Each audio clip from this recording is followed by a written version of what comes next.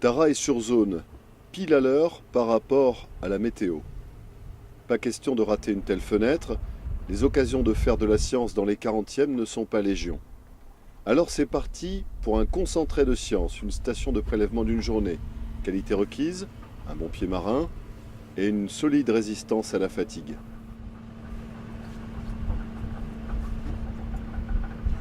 C'est un peu limite, hein. On a 20 nœuds de vent, mais la mer est croisée. Il y a 2 à 3 mètres de houle là. Et donc pour la rosette c'est un petit peu juste. Et on a des filets qu'on va pas mettre là, les filets à 5 microns.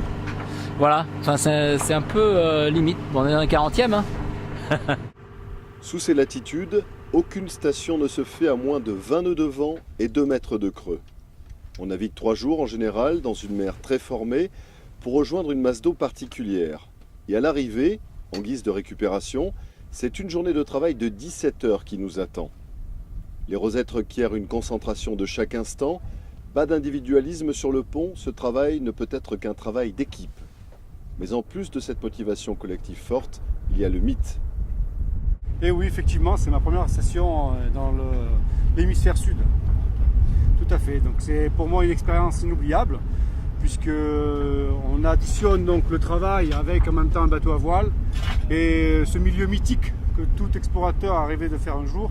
Je ne suis pas un explorateur, mais enfin, je goûte une petite larme de cette aventure.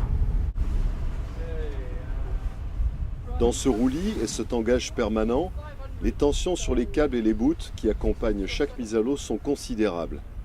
Toutes les précautions sont prises en termes de sécurité, mais on n'est jamais à l'abri d'une casse ou d'une blessure. Alors le programme des stations dans ces 40e est adapté en permanence.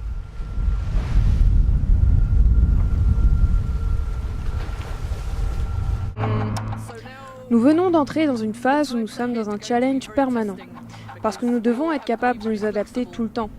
Nous connaissons bien tous le travail, mais nous devons aller avec le vent et faire ce job dans un délai de plus en plus court.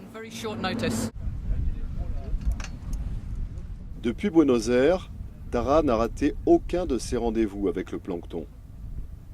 Jusqu'à Ushuaia, où nous aurons accompli normalement 5 stations au moins, les 15 du bord savent que ce rythme est désormais la donne. Les 40e rugissants restent fidèles à leur réputation. On n'y vit pas, on y combat.